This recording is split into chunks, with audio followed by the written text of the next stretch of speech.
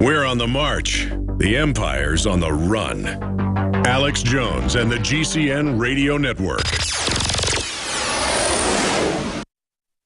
Using unparalleled research in the development of a synergistic formulation based around the key concepts of superoxygenation, the next level in cleansing is here. With key ingredients backed by real clinical studies, the new Oxy Powder, available through InfoWars Life, was invented during Dr. Group's research on the toxification of our bodies. Many herbal colon cleansers are harsh on the body and contain cheap and potentially dangerous ingredients, oftentimes full of synthetic fillers, GMOs, additives, or worse. Gently start cleaning your body with easy capsules that start working while you sleep. Oxy Powder does not require time off work, and there's no need for bad tasting concoctions. Instead, Oxy Powder slowly releases monoatomic oxygen into the intestinal tract and body. Experience the astonishing cleansing power of superoxide and ozonide technology. Go to InfoWarsLife.com or InfoWarsStore.com to get started with Oxy Powder, or call 1-888-253-3139. This December marks 20 years that I've been on the air. Kicking off on Cyber Monday and throughout the entire week, we're offering the biggest sales in the history of Infowars.com, celebrating my 20 years on air. And we do it by bringing our listeners the very best high-quality products. Free shipping store-wide on Pro Gun, Made in America t-shirts. High-quality water filtration systems. But not just free shipping. 30% off Super Male Vitality. 20% off all colloidal silver. Buy 4, get 1 free. With your purchase of 1 bottle of DNA Force, you get 2 free bottles of Survival Shield Nascent Iodine, absolutely free, a $60 value. We're also offering 50% off a year membership at PrisonPlanet.tv and upping the number of people that can use each membership to 20. 20 years on air, and InfoWars is celebrating it with the biggest sale we've ever had. InfoWarsStore.com or 888-253-3139. In the near future. When you realize how fake it all is, the football, the basketball. Alert. Security alert. This is Homeland Security. Analysis. InfoWars building independent media operations. Let the worst people get control and tell us that we are the ones responsible. Prime directive. Discredit Alex Jones. Jones is the wildly popular conspiracy theorist. It's a popular conspiracy theory talk show called InfoWars. Alex Jones is now in an Austin jail. These people are assaulting us. Targeting of patriots engaged. They are never going to stop. They're never going to deviate from their program until we stop them. Block free iPhone app at Infowars.com. Block free podcast and video feed. Imperative. Destroy Prison Planet TV. You gotta set your eye on the enemy, not worry about what propaganda they put out. Intellectually, it's begun. You can feel it.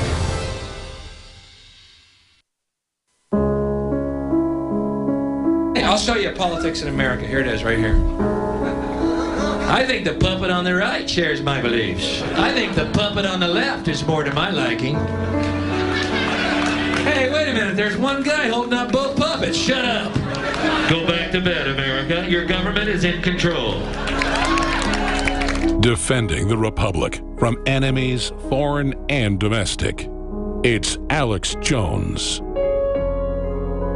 Welcome back to the Alex Jones Show. I'm David Knight in Austin. I'm joined by Paul Joseph Watson in the UK and Lionel in New York. And we're talking about excessive police force. I'm going to go back to them in just a moment. Paul's has some questions that he didn't get a chance to ask Lionel yesterday. That's why we're doing this again today, because this is a huge issue. There's a lot of different elements involved in it. So we were only able to touch on a couple yesterday. But I want to tell you before we go back, we have our Cyber Week specials still up at InfoWars Store. We have free shipping store-wide. We have silver back in stock, 20% off. You have free shipping on a limited amount, but it's going to sell out soon. And once it does, we're not going to be able to get it back for probably another 6 weeks or so.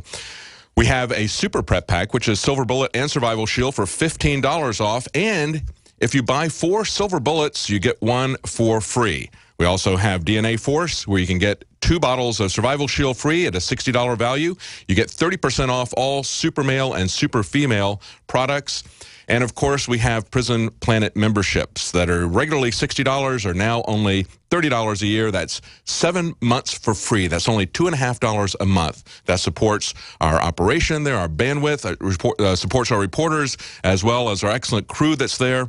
That's one way that you can get the news every night, and the news last night was excellent. If you haven't had a chance to take a look at that, you can see parts of that up on YouTube, but if you have a subscription, you can see it when it happens every night, every weeknight at 7 Central, 8 p.m. Eastern. Let's go back to this discussion as we were talking about how they're using racism to throw people off the track. I think it's really, excuse me, very much like a red herring.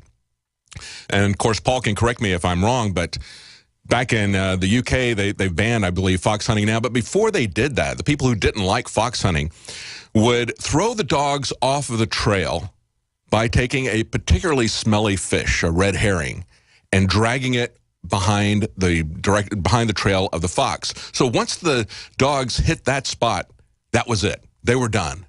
And so now we've got this particularly stinky thing that we've got a long history about, racism, and they trot that out every time to get us off of the trail of the real fox, which is excessive use of force, the way they're training the police, the rules of engagement that they're giving them, even having them call us civilians. And of course, that's something that's been programmed for a very long time, even going back to Dirty Harry movie. That's the first time I noticed it, was in a Dirty Harry movie when I was a kid, calling people civilians. I thought that's kind of funny, but it's not funny anymore. I'm not laughing now. Gentlemen, go ahead. I'll let you ask any follow-up questions, Paul.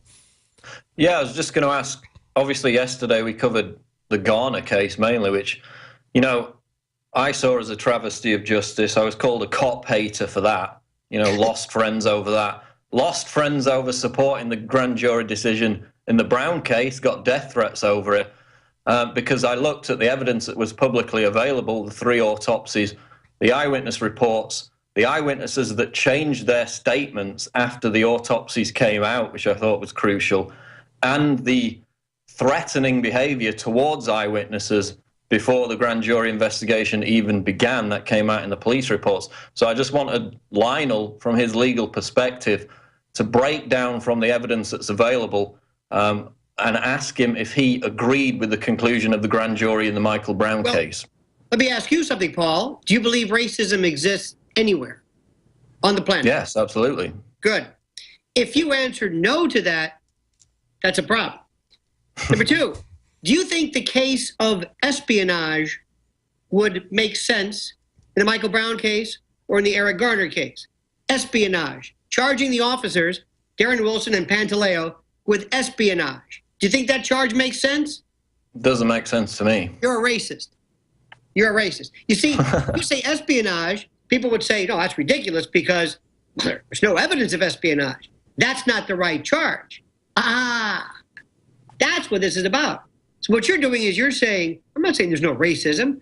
I'm not saying the Michael Brown case was handled correctly. Now, let's change forums, Paul. Let's have a civil case, a civil jury. Now, we're looking at whether money damages should be awarded to the Michael Brown family or the Eric Garner family based upon police negligence. What would you say about that?